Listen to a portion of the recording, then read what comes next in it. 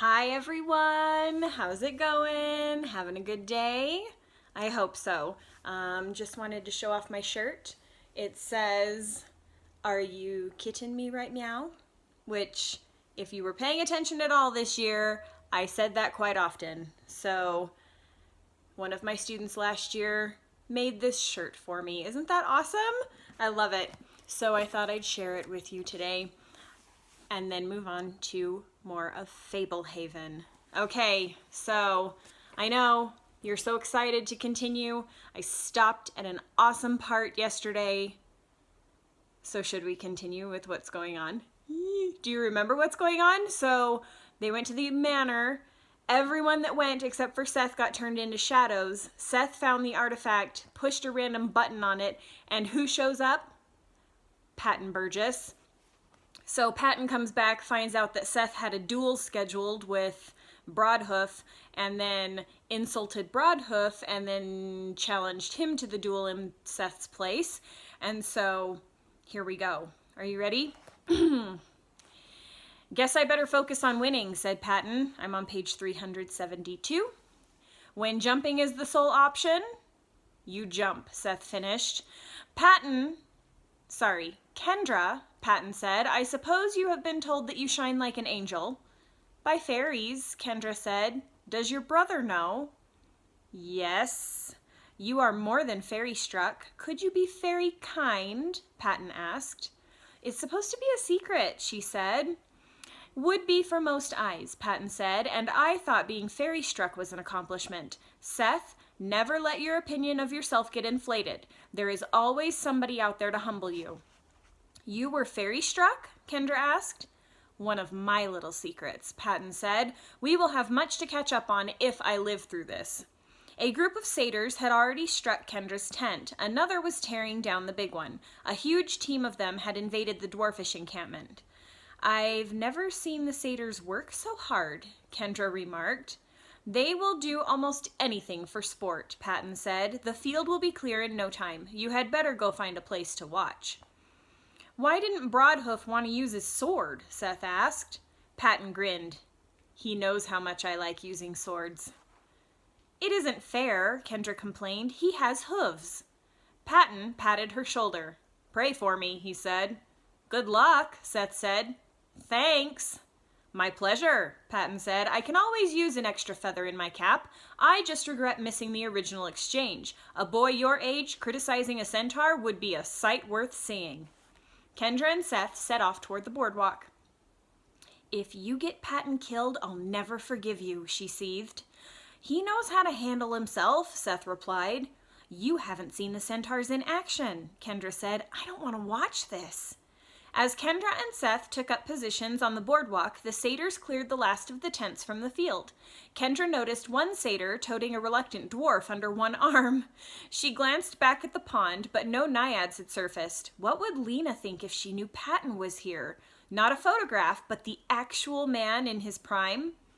Walking toward the boardwalk, Patton waved at the onlookers. Cheering satyrs and dryads returned the gesture. He seemed to be positioning himself in order to give everyone a good view of the fight. Cloudwing trotted toward the boardwalk with a regal bearing. He raised a muscular arm. "The contest between Patton Burgess and," he made a strange braying sound, "will commence on my mark. Stand ready. Go." He dropped his arm. Broadhoof came loping across the field, face stern, massive muscles rippling. Patton stood his ground, hands at his sides. Broadhoof increased his speed to a furious gallop. "Prepare to defend yourself, human," Broadhoof roared. Kendra fought the urge to turn away. Patton looked small and defenseless as the raging centaur bore down on him. He was going to be flattened. At the last second, Patton skipped to the side with the nonchalance of a matador, and the centaur raced past him. Broadhoof wheeled around for a second charge. "I am not here to dance," the centaur declared. If anything, Broadhoof came at Patton even faster the second time. Patton feinted to the left. When Broadhoof swerved, Patton stepped in the other direction. As Broadhoof thundered past him, Patton swiveled and punched the centaur squarely on the flank. That's like his behind. The blow knocked the centaur crooked. With pain etched on his features, Broadhoof stumbled badly, narrowly avoiding a fall.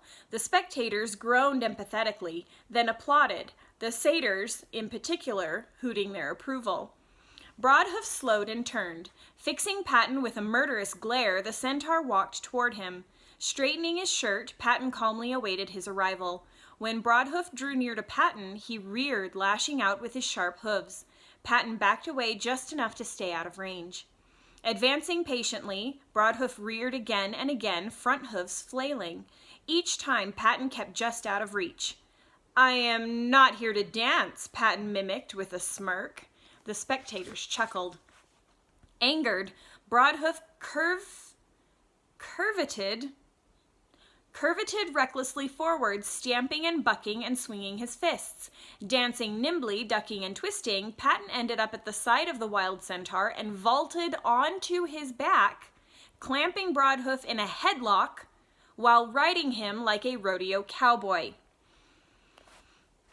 Sorry, I'm gonna sneeze.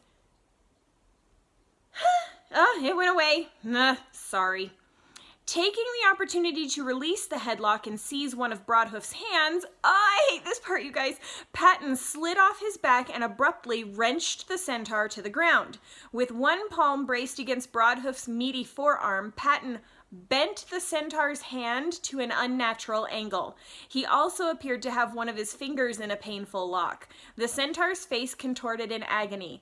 When Broadhoof endeavored to rise, Kendra heard a sharp crack. The centaur quit struggling and Patton shifted his grip.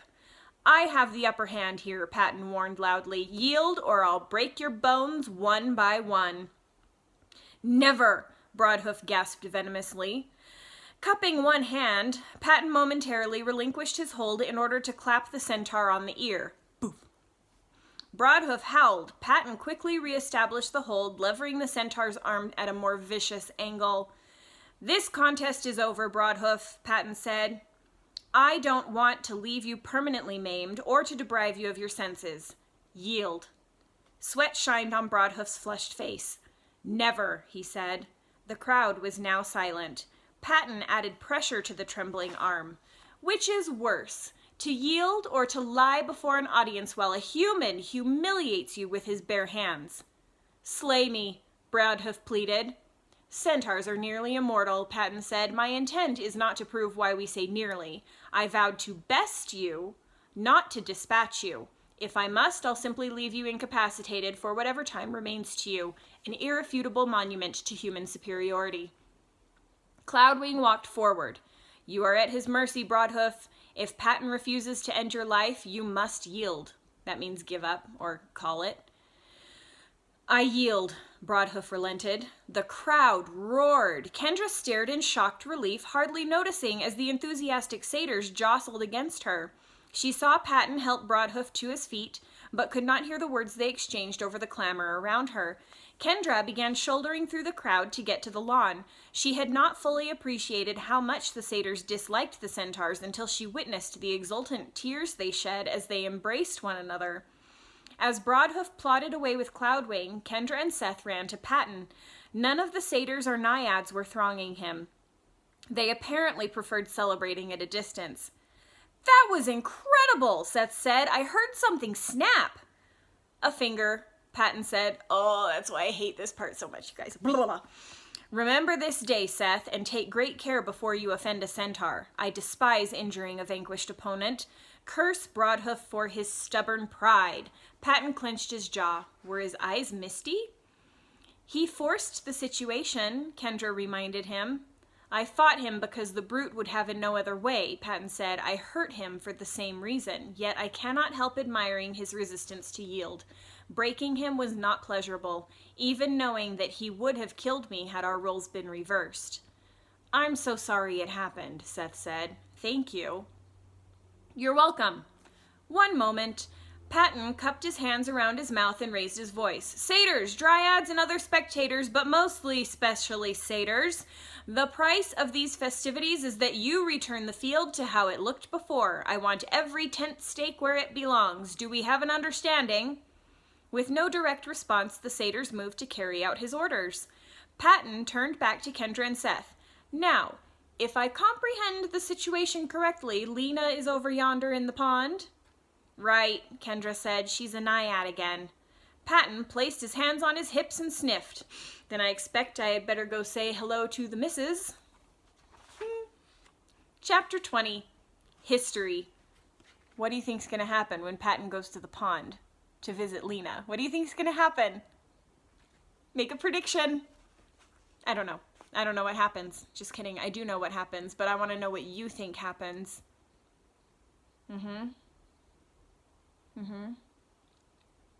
Okay. Good prediction. I really hope you're talking to me. Otherwise, I'm just looking like a fool on this video, you guys. Chapter 20. History. Even though Lena went back into the water against her will, she has voluntarily remained there, Patton recapped as he, Seth, and Kendra overlooked the pier from a gazebo. Although he had set off full of confidence to converse with Lena, he now seemed nervous about her potential reaction. Right, Kendra said, but she has always been very responsive to any mention of you. I think she'll come when you call. Naiads are peculiar creatures, Patton said. Of all the beings at Fablehaven, I consider them the most selfish. Fairies take notice if you flatter them. Centaurs get riled if you insult them. It is difficult to win the attention of a naiad. Their only preoccupation is their next diversion. Then, why do they bother drowning people? Seth asked. For sport, Patton said. Why else? There is little deliberate malice in it. Swimming is all they know. They find the idea of water killing somebody hilarious. They can never get enough of it. Plus, naiads are avid collectors. Lena once mentioned they have a chamber full of prized trinkets and skeletons. But Lena is different from other naiads, Kendra said. She cares about you. A victory years in the making, Patton sighed, hopefully not undone by her return to the water. Her interest in me was what eventually separated Lena from the other naiads. Little by little, she began to care for someone other than herself. She began to enjoy my company. The others loathed her for it. They despised having a reason to wonder whether there might be more to existence than wallowing in fruitless self-absorption. But now I worry that her mind may have reverted. You say Lena remembers our marriage fondly? After you died, I don't think she ever really found her place, Kendra said. She went out to experience the world, but ended up back here. I know she hated growing old. She would, Patton smiled. Lena dislikes many aspects of mortality. We've been married 5 years, from my point of view, I mean. And our relationship has not been easy. We had a very stormy argument not long before I came here. We have yet to make up. Back in my time, if Lena received an offer to return to the water, I suspect she might gladly accept it. I'm encouraged to hear that our marriage survives in the end. Shall we find out if she still wants me? He studied the water with trepidation. We need her to grab the bowl, Kendra said, at least to try. As they had conversed in the gazebo, Kendra had explained how she became fairy kind and how she hoped to use the bowl to approach the Fairy Queen a second time. I wish I had my violin, Patton lamented. I know just the melody I would use. Wooing Lena the first time around was hard enough, but at least I had time and resources. I hope she responds favorably. I would prefer wrestling another centaur to learning that her affection for me is cooled. Only one way to find out, Seth said. Patton descended the stairs from the gazebo to the pier, tugging on his sleeves and smoothing his shirt. Seth moved to follow him, but Kendra held him back. We should watch from here, she said. Patton strode along the pier. I'm looking for Lena Burgess, he called, my wife. Numerous overlapping voices responded. It couldn't be. He's dead. They were chanting his name earlier. Must be a trick. It sounds just like him. Several heads surfaced as he reached the end of the pier. He's back! Oh no, the devil himself. Don't let her see. The water near the end of the pier became turbulent. Lena poked her head up, eyes wide, and was promptly dragged under. After a moment, she resurfaced. Patton? I'm here, Lena, he said. What are you doing in the water? He kept his voice conversational with a hint of curiosity. Lena's head disappeared again. The water churned. Voices resumed. She saw him. What do we do? She's too wiggly. Lena yelled, Unhand me or I'll leave the pond this instant. A moment later, her head rose above the water again. She gazed raptly at Patton. How are you here? She asked. I came forward in time, he said. I am only visiting for 3 days. We could use some assistance. Lena held up a hand to silence him. "Say no more, human," she demanded sternly. "After much travail, I have reclaimed my true life. Do not attempt to befuddle me. I need time alone to realign my thoughts." With a wink, she disappeared beneath the water. Kendra heard the naiads murmuring in surprised approval. Patton did not move. "You heard her," a snide voice called to him. "Why don't you crawl back into your grave?" A few nervous titters followed the comment. Then Kendra heard other voices, desperate ones. "Stop her! Grab her! Thief! Traitor!" Lena burst from the water at the end of the pier, leaping into the air like a dolphin. Patton caught her in a strong embrace, dousing his shirt and trousers in the process. She wore a shimmering green slip. Her long glossy hair hung heavy and wet, draped over her shoulders like a shawl. In one webbed hand, she gripped the silver bowl from the Fairy Queen's shrine. Lena leaned her forehead against Patton's, then her lips found his. As they kissed, the webbing between her fingers dissolved. All around the pier, naiads wailed and cursed. Cradling Lena in his arms, Patton walked back toward the gazebo. Kendra and Seth descended the stairs to the pier. Patton deposited Lena on her feet. "Hi, Kendra," Lena said with a warm smile. She was familiar, her eyes, her face, her voice, and yet so different. She stood a couple of inches taller than before, her skin smooth and unblemished, her body curvy and fit. "You're beautiful," Kendra said, reaching to give her a hug. Lena stepped back, grasping Kendra's hands instead. "I'll get you soaked. You've grown so tall, dear, and Seth, you're a giant." "Only compared to tiny naiads," Seth said, looking pleased. Standing straighter, he was more than half a head taller than her. "You'll only have Patton for 3 days," Kendra reminded her friend, concerned that Lena would end up regretting her decision. Lena handed Kendra the untarnished bowl, then gazed adoringly at her husband, caressing his face. "I would have left the pond for 3 minutes," she said. Tilting his head down, Patton rubbed his nose against hers. "I think they need some alone time," Seth said disgustedly, tugging on Kendra. Patton locked eyes with Seth. "Don't go. We have much to discuss." "The yellow and purple tent is soundproof," Seth said. "Sounds perfect." Holding Lena's hand, Patton led her up the stairs and into the gazebo. "Not long before you died," Lena said, "you told me we would be together again someday, young and healthy. At the time, I assumed you meant heaven." Patton gave her a wry smile. "I probably meant this, but heaven will be nice too." "I can't tell you how thrilling it feels to be young again," Lena gushed. "You look fairly boyish yourself. You're what, 36? "That's not far off," he said. Stopping, Lena pulled her hand from his and folded her arms. "Wait a minute. Early in our marriage, you came forward in time to visit me and you never told me?" "Evidently not," he said. "You and your secrets." She returned her hand to his. They continued across the field toward the striped tent. "What were you doing before you came here?" "Last thing I did was press a button on the chronometer," Patton said in a confidential tone, nodding to the sphere Seth was carrying. "I was hiding it in the manor. Before I locked it up, I pushed a button that would send me forward in time to the next instance when the button was pressed." "I pressed it," Seth announced. "You didn't tell me about the artifact until you were in your 60s, Lena scolded. "I rarely knew what you were up to." "We just had a fight," Patton said, "about the drapes in our bedroom. Remember? It started about the drapes and ended up being about how I wasn't living up to my promises."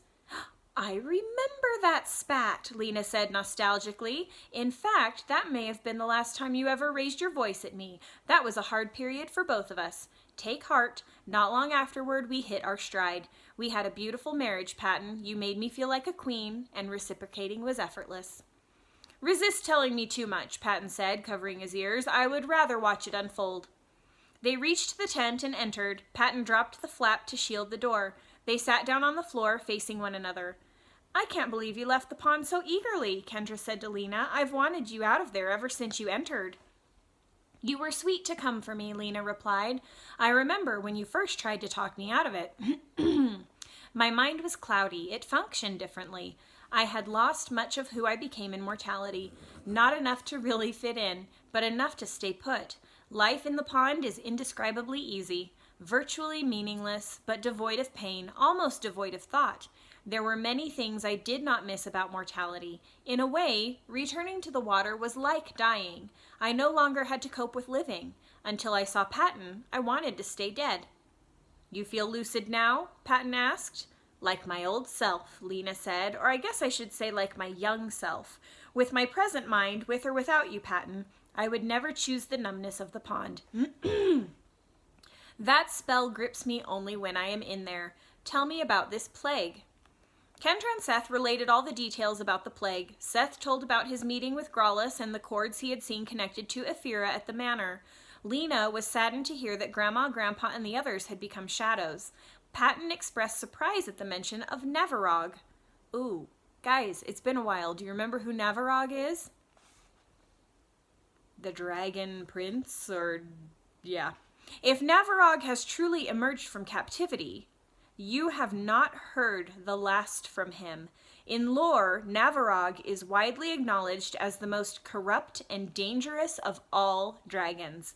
Recognized as a prince among demons, he will stop at nothing to liberate the monstrosities confined in Zizix. Next, the conversation shifted to the artifacts.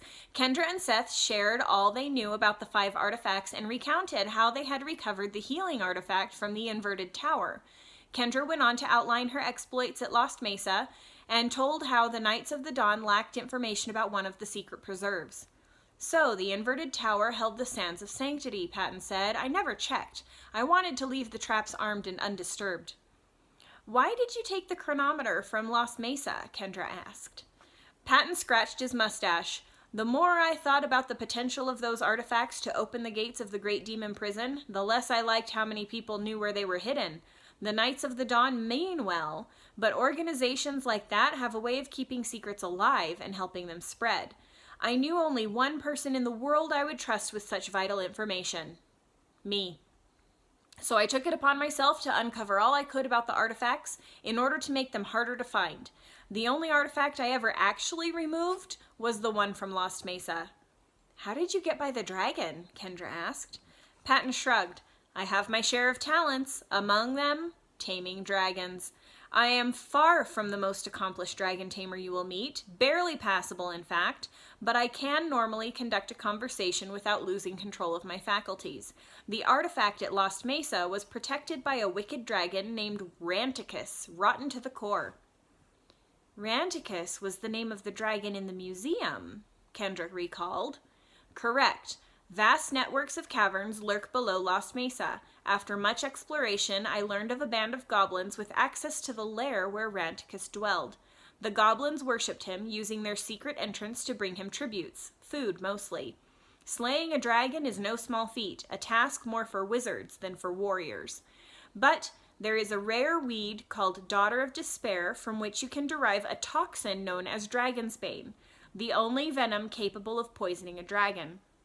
Finding the weed and formulating the poison was a quest all on its own. Once I had the toxin, I disguised as a goblin. I brought Ranticus a dead ox saturated with the poison. Couldn't Ranticus smell it? Seth wondered. Dragonsbane is imperceptible. If not, it would never work against a dragon. And I was heavily disguised, down to wearing goblin skin over my own.